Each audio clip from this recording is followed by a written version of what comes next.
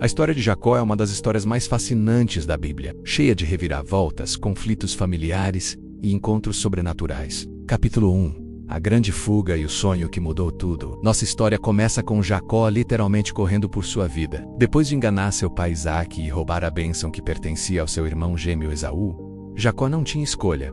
Ou fugia, ou morria pelas mãos do irmão furioso. Sim, Esaú estava furioso e prometeu matá-lo. E por isso, Jacó fugiu. Ele sai sozinho, com medo, carregando apenas um cajado e a culpa de uma traição familiar.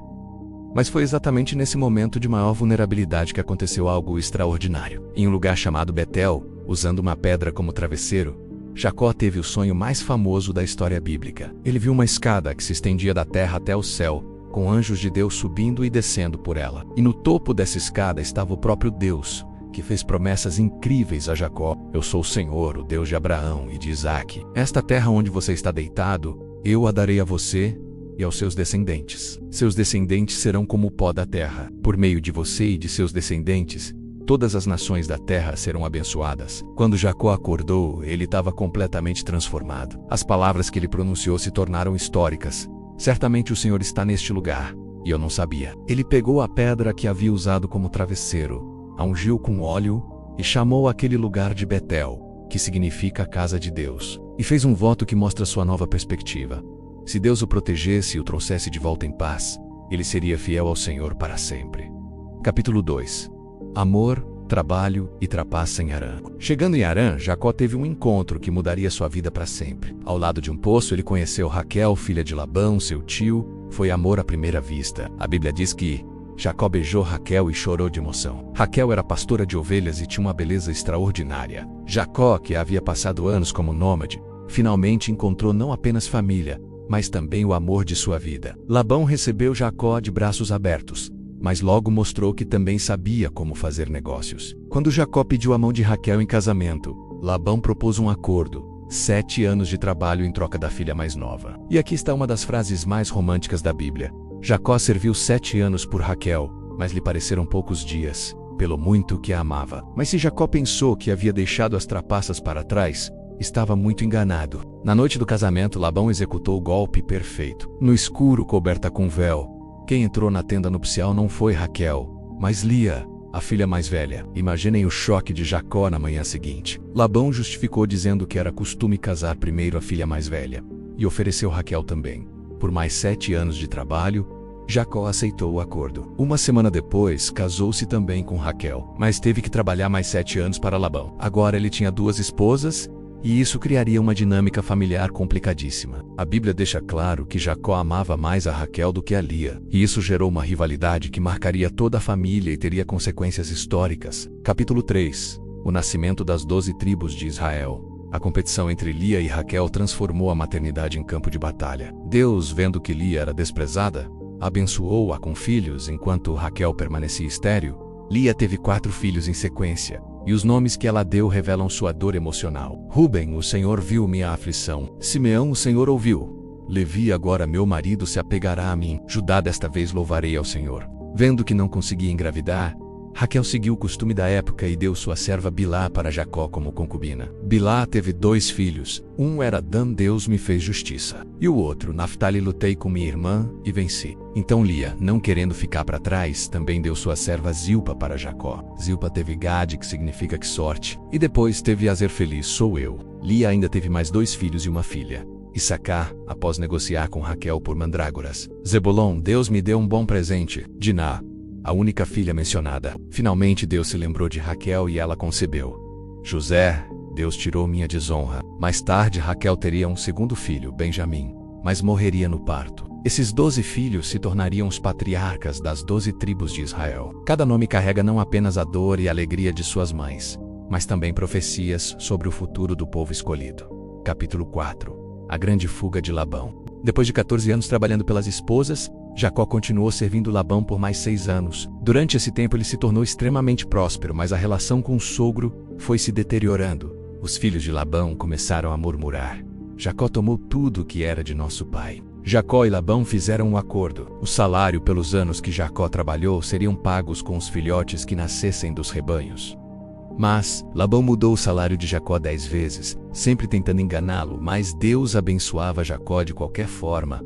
Foi então que Deus falou com Jacó: volte para a terra de seus pais e para sua parentela, e eu estarei com você. Jacó chamou Raquel e Lia e explicou a situação. Elas apoiaram totalmente a decisão. Não temos mais parte nem herança na casa de nosso pai. Enquanto Labão estava tosqueando ovelhas, Jacó juntou toda a sua família, seus rebanhos e seus bens, e partiu secretamente em direção à terra de Canaã.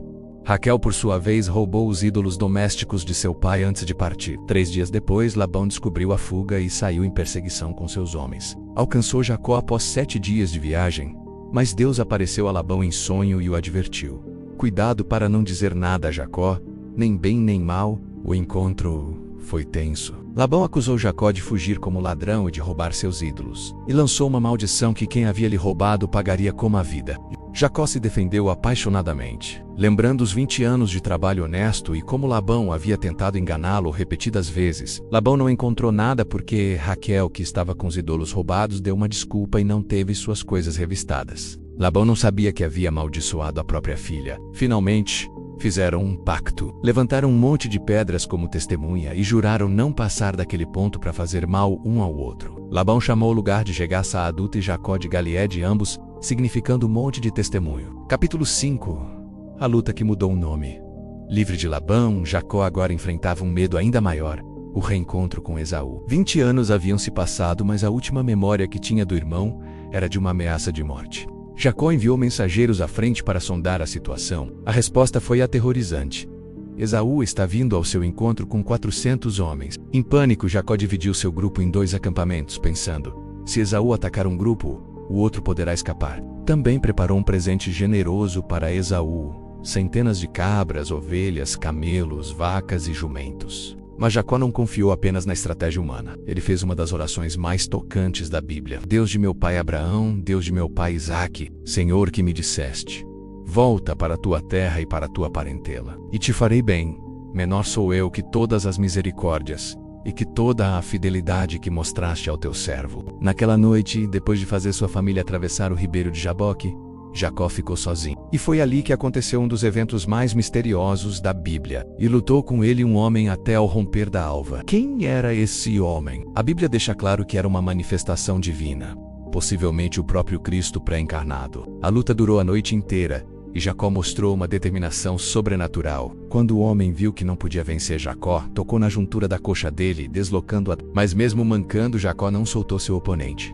O momento climático chegou quando o ser divino perguntou: qual é o seu nome? Jacó, respondeu ele. Um nome que significava enganador, suplantador. Não te chamarás mais Jacó, mas Israel, pois como príncipe lutaste com Deus e com os homens e prevaleceste. Israel significa aquele que luta com Deus ou príncipe de Deus. Uma transformação de identidade completa. Jacó pediu a bênção e a recebeu, mas ficou mancando para sempre. Ele chamou aquele lugar de Peniel, que significa face de Deus, dizendo: vi a Deus face a face, e minha vida foi poupada. Capítulo 6.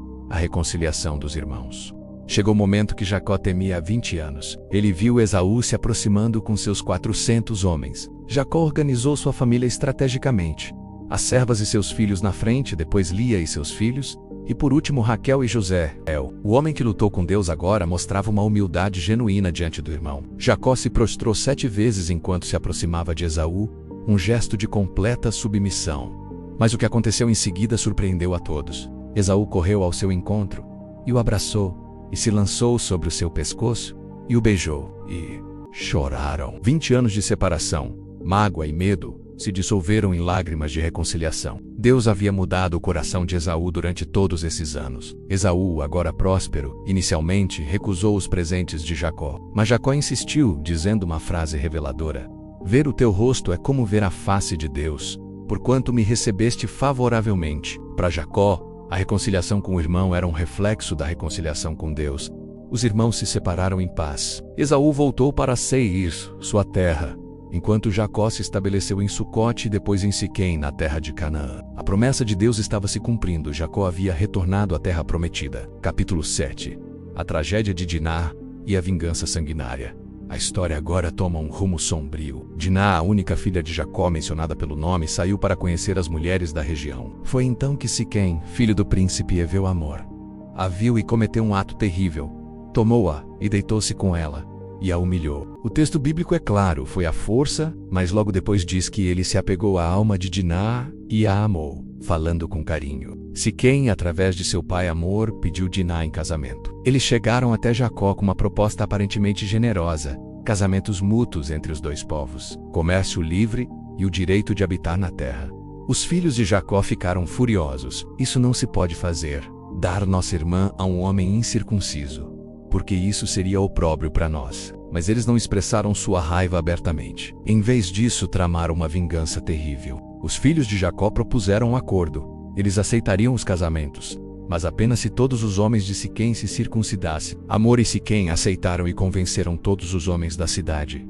No terceiro dia após a circuncisão, quando os homens estavam com mais dor e vulneráveis, os irmãos de Diná, Simeão e Levi tomaram cada um a sua espada e entraram afoitamente na cidade e mataram todo macho. Eles mataram Amor e Siquém e tiraram Diná da casa de Siquém. Os outros filhos de Jacó saquearam a cidade completamente. Jacó ficou horrorizado com a vingança dos filhos. Vocês me trouxeram desgraça, fazendo-me odioso aos habitantes desta terra. Mas Simeão e Levi responderam: deveriam eles tratar nossa irmã como prostituta? Este evento teria consequências proféticas. Anos depois, no leito de morte, Jacó amaldiçoaria a violência de Simeão e Levi, profetizando que seriam dispersos em Israel. A jornada de Jacó é uma das narrativas de transformação mais poderosas da literatura mundial. De um enganador egoísta, ele se tornou Israel o patriarca de uma nação inteira. Os 12 filhos de Jacó se tornaram as 12 tribos de Israel. Judá seria a tribo real, da qual viria o Messias. José salvaria o Egito e Israel da fome. Levi se tornaria a tribo sacerdotal. Deus havia prometido a Abraão que faria dele uma grande nação, e através de Isaque e Jacó essa promessa estava se cumprindo. A história de Jacó não é apenas sobre um homem, é sobre o início de um povo que mudaria o mundo. A história de Jacó nos lembra que não importa quão longe tenhamos ido, não importa quantos erros tenhamos cometido, Deus pode nos transformar. Ele pode pegar nossa natureza Jacó, enganadora, e nos dar uma natureza Israel, príncipe com Deus. Se este vídeo te abençoou, compartilha com seus amigos e familiares. E não esquece de se inscrever no canal e ativar o sininho para não perder nenhum episódio da nossa série Gênesis. Pois na próxima semana, vamos contar a incrível história de José, o filho de Jacó, que se tornou governador do Egito. Que Deus te abençoe.